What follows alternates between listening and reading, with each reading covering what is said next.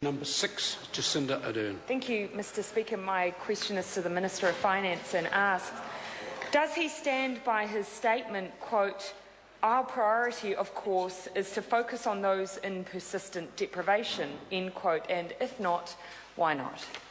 Honourable Bill English. Mr. Speaker, yes, and I also stand by the accompanying statement I made in response to this parliamentary question asked by the Greens almost 12 months ago, so it's good the members got round to it. And the rest of the... Order. Would the member just answer the question without that? The rest of my statement was, and I'll quote, "Through one of the most significant recessions we've seen in many decades, the government has protected the income levels of those in our lowest income households. The government is focusing on mobility, that in fact a lot of families who at some times and in some periods experience low incomes actually get out of that situation."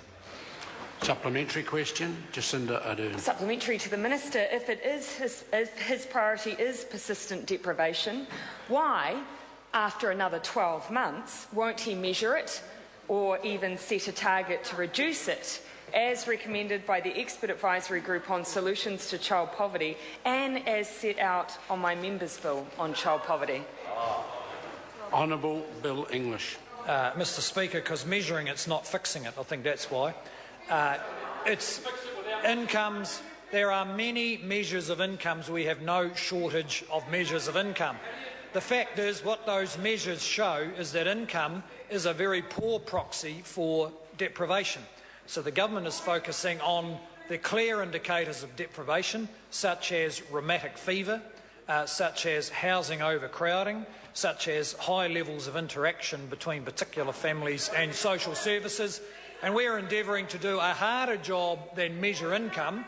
We're endeavouring to get results from the large amounts of government money we spend on our most vulnerable, most dysfunctional families.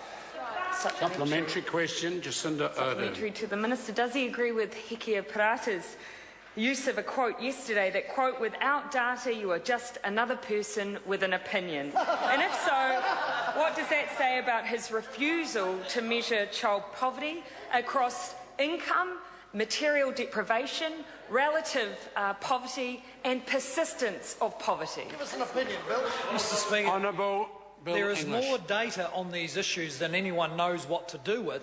What's lacking is a strong focus on action to deal with the problems.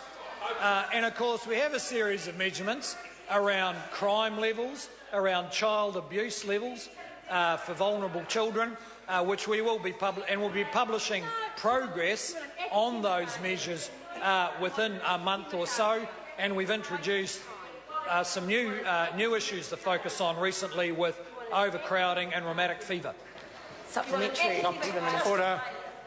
Supplementary question, Jacinda Ardern. Does he disagree then with Treasury's concern that, quote, "There is currently a gap in the monitoring of the material living standards of New Zealand children"? And if so, why? Honourable Bill Mr. English. Speaker, yes, I do disagree with them. I don't think there's any lack of analysis. In fact, for too long, central government has spent tens of millions measuring problems as a substitute for trying to solve them.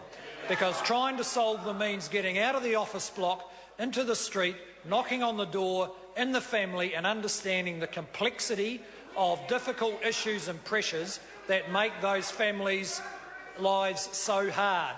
That is what we're focusing our efforts on. Question number 7, Pasatis Sam Lodowinger.